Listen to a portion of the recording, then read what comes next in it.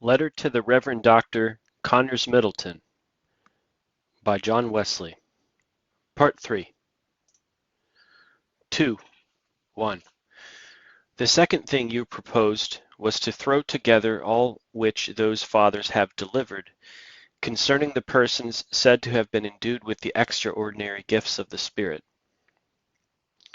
Now, whenever we think or speak with reverence, say you, of those primitive times, it is always with regard to these very fathers whose testimonies I have been collecting.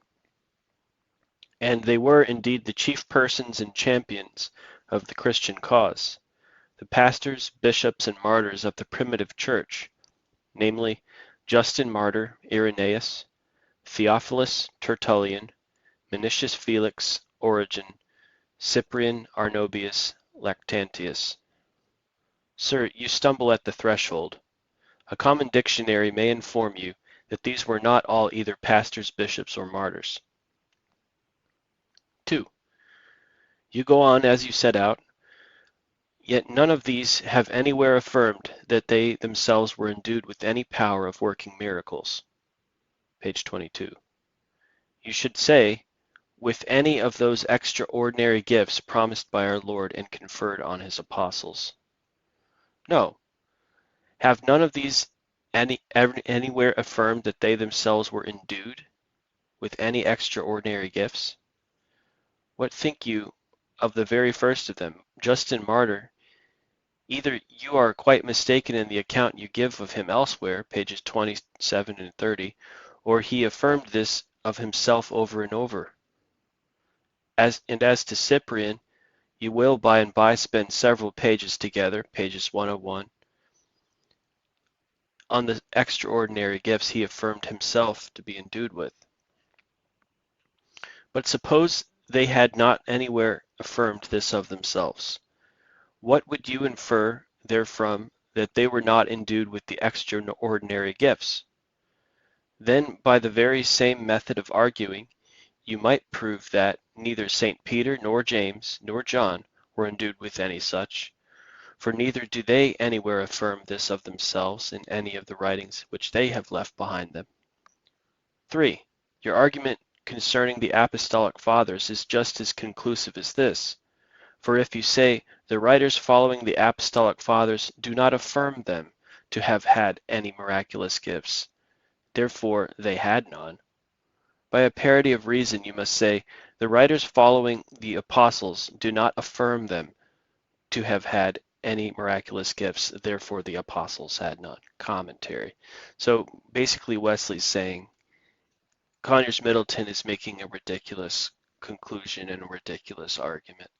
He's saying you cannot accept the idea that the church fathers, any of the church fathers, had miraculous gifts unless that individual said, I have miraculous gifts.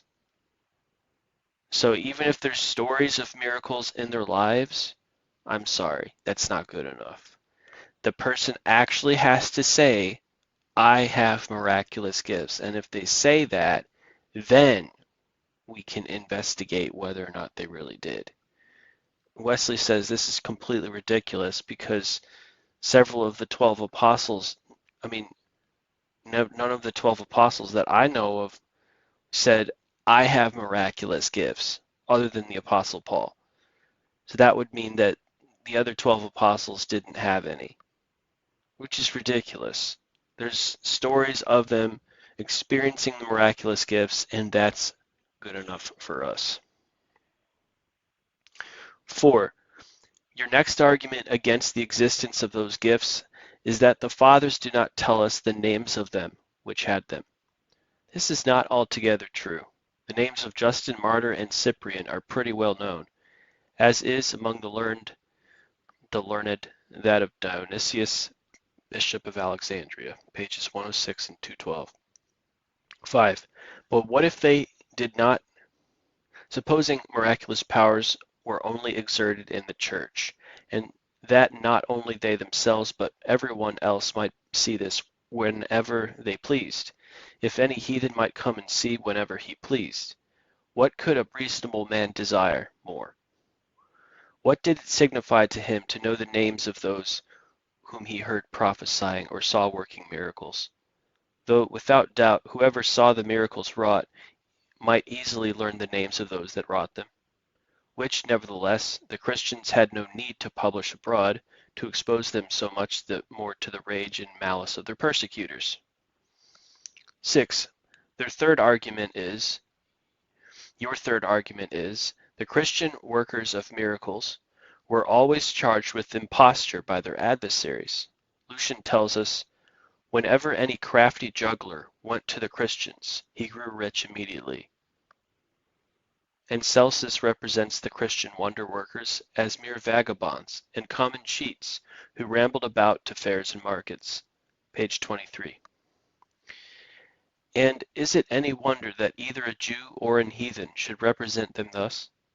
Sir, I do not blame you for not believing the Christian system, but for betraying so gross a partiality, for gleaning up every scrap of heathen scandal and palming it upon us as unquestionable evidence, and for not translating even these miserable fragments with any accuracy or faithfulness. Instead of giving us the text, bad as it is, you commonly substitute a paraphrase yet worse, and this the unlearned reader naturally supposes to be a faithful translation. It is no credit to your cause if it needs such supports, and this is no credit to you if it does not. Commentary.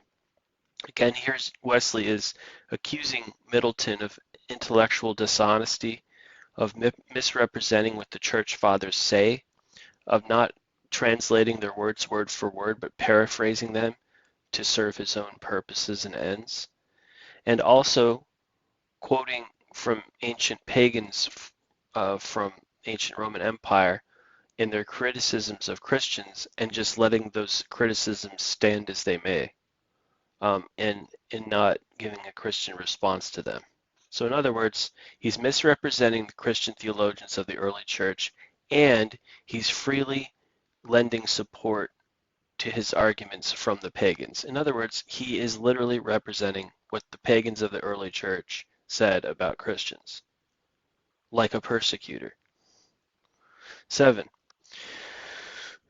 To that of Lucian and Celsus, you add the evidence of Caecilius too, who calls, say you, these workers of miracles a lurking nation shunning the light.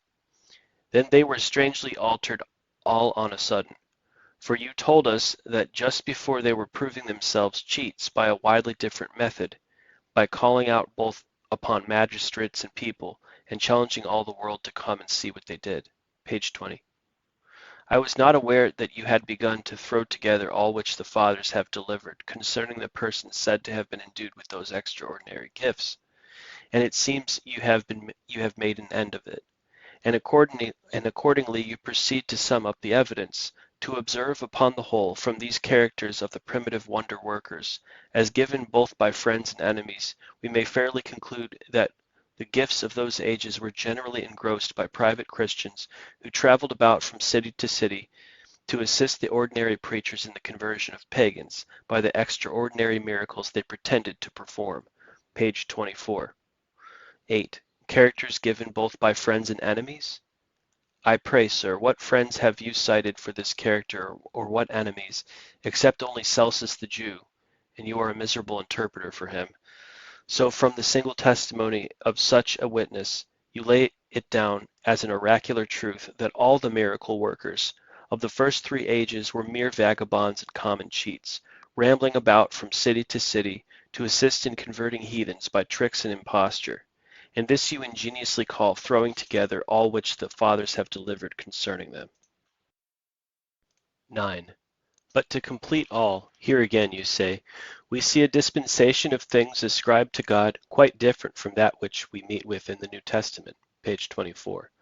We see a dispensation. Where not in the primitive church? Not in the writings, where? Not in the primitive church, not in the writings of one single Christian, not of one heathen, and only of one Jew. For poor Celsus had not a second, though he multiplies under your forming hand into a cloud of witnesses.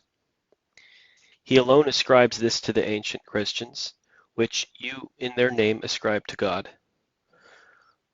With the same regard to truth you go on. In those days the power of working miracles, you should say the extraordinary gifts, was committed to none but those who presided in the church of Christ. Ipse dixit for that.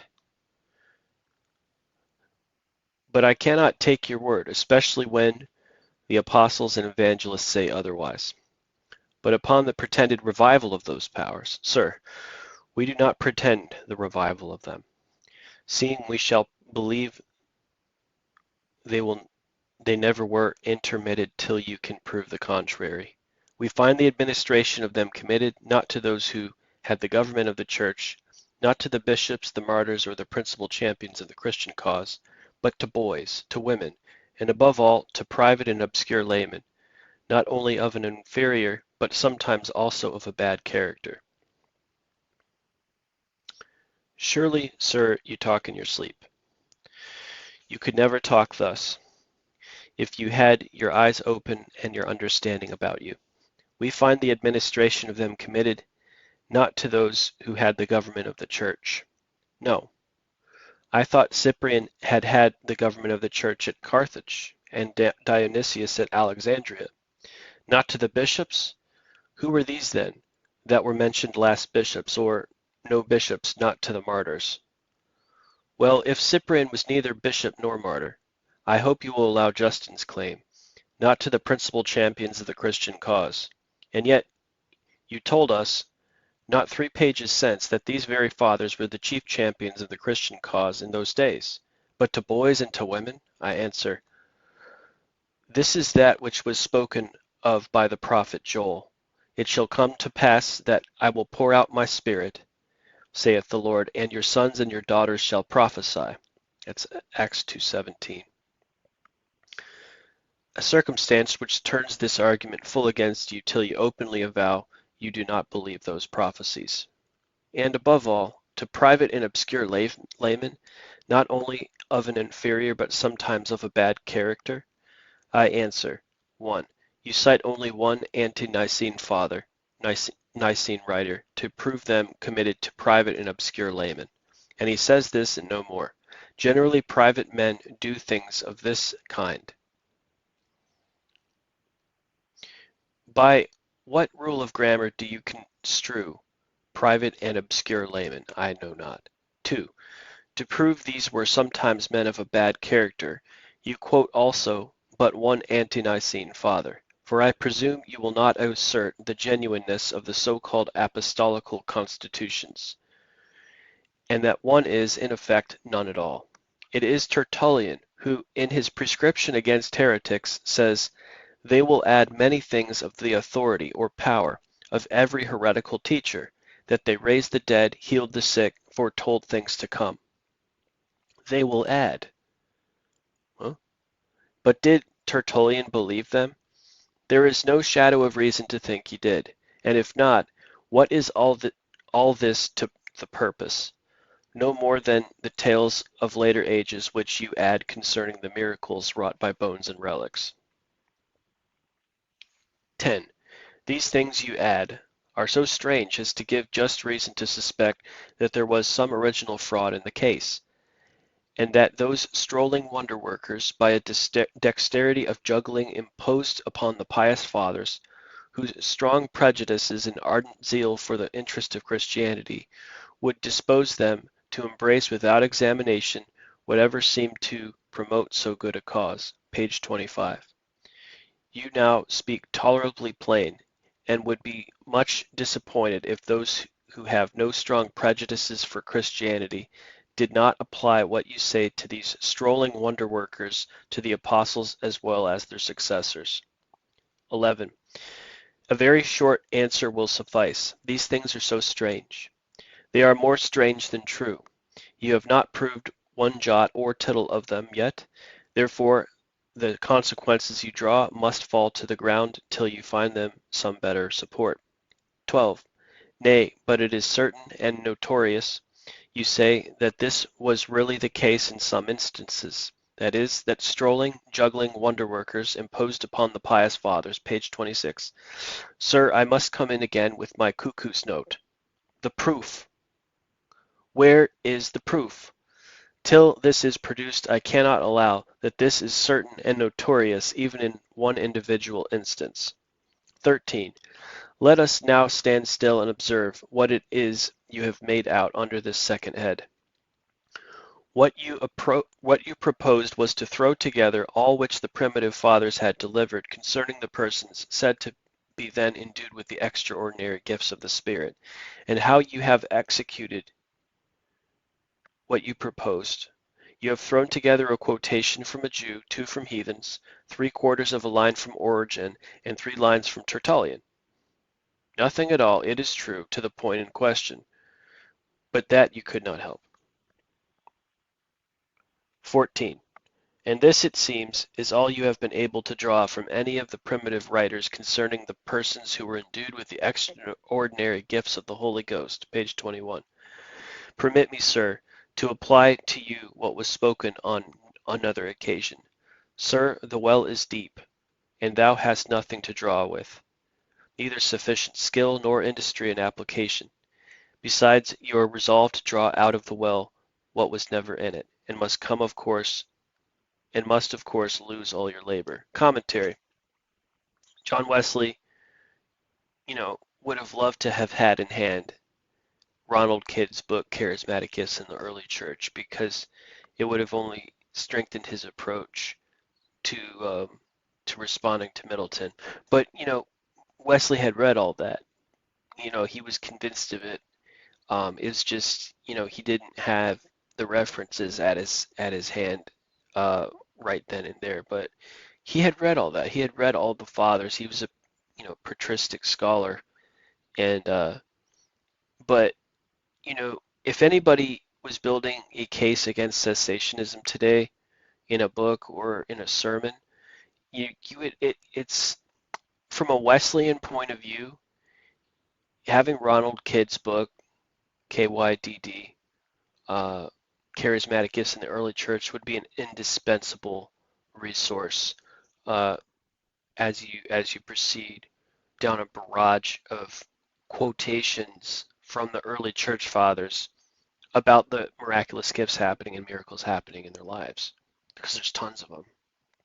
There's tons of references like this that can be used to disprove cessationism. In terms of a cessationist timeline, we're usually looking around the year 100 AD or maybe 90 AD, the completion of the book of Revelation, and then the death of the Apostle John, somewhere around 90 AD to 100 AD. And then the idea is did miracles, visions, and healings continue into the year 110 AD, 120 AD, 140, 150 AD, 200 AD, etc.? Well, that question can be answered by picking up Charismatic Gifts in the Early Church by Ronald Kidd, because he surveys that. He goes through all that ante-Nicene Church Father writings, A-N-T-E, Nicene Church Fathers, ante-Nicene Church Fathers. That means the writings of the Christian theologians before the Council of Nicaea. And yeah, there's a lot of references to dreams, visions, healings, miracles, and exorcisms there.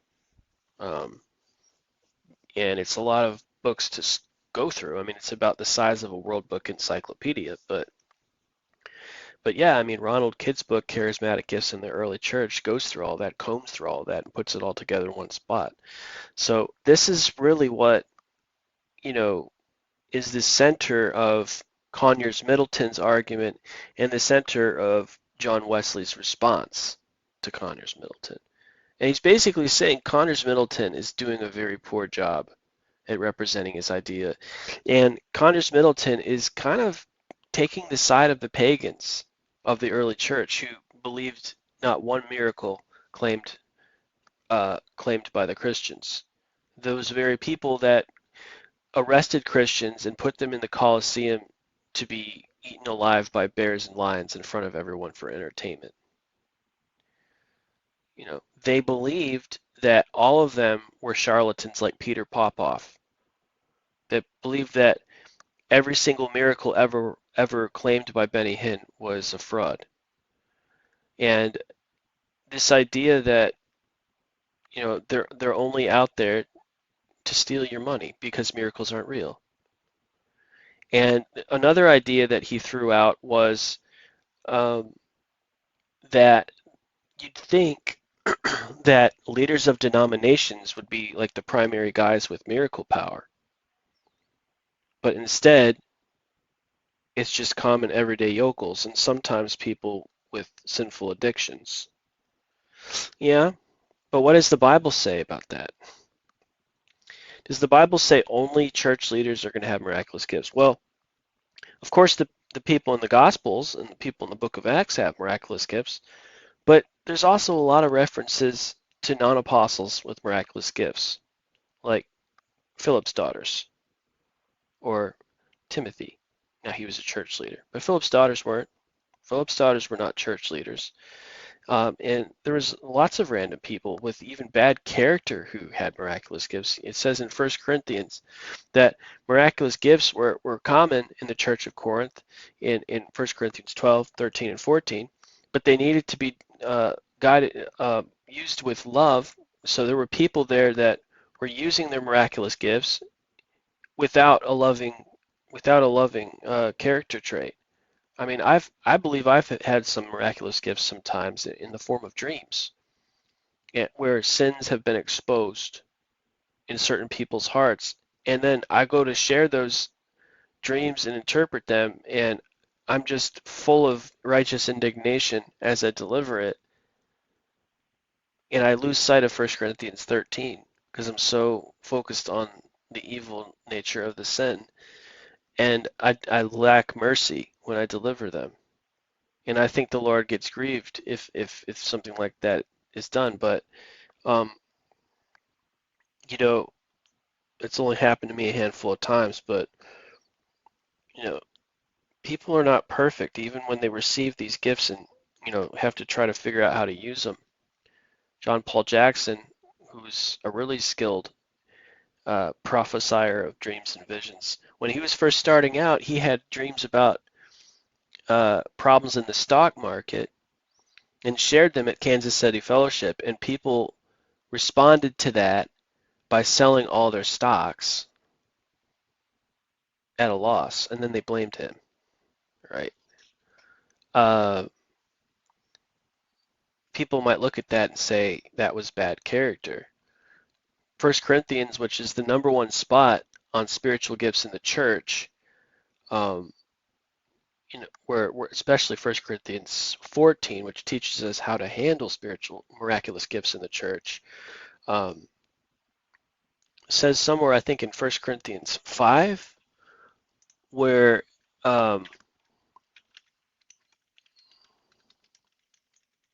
here, hold on a moment. It says in 1 Corinthians 5:1, it is actually reported that there is sexual immorality among you, and of a kind that does not occur even among the pagans. A man has his father's wife, and you are proud. Shouldn't you rather have been filled with grief and have put out of your fellowship the man who did this? 1 Corinthians 5:1. So, 12, 12 to, no, about 7 chapters. Hold on. 5 plus 7. 5 plus 7. No, 5 plus 4 plus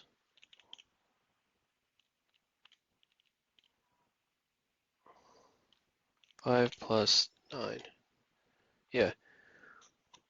9 chapters before 1 Corinthians 14 happens, which instructs us on how to handle miraculous gifts in the church.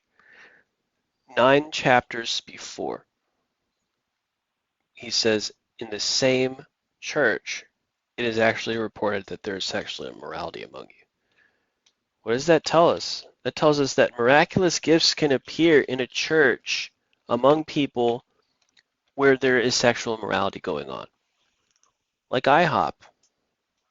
That's exactly what we're talking about. And Conyers Middleton looks at stuff like this and says, well, that invalidates everything. No, it's 1 Corinthians 5 and it's 1 Corinthians 14. There are tares sown among the wheat. They grow together. Uh, and maybe one of the reasons why God gives miraculous gifts of prophecy and healing and deliverance in such churches is to dramatically manifest the reality of God to people because there are scoundrels in their midst. Not to not to not to bless the scoundrel, but to rebuke him. So there could be genuine people there with gifts, and then there's other extreme hypocrites there who are involved in deep sin. But to say that the two are coming from the same person is probably questionable. But God is merciful. But usually you have the rule of Numbers 12. Those who are faithful in all my house get the best gifts. God bless you out there. This is John with WesleyGospel.com.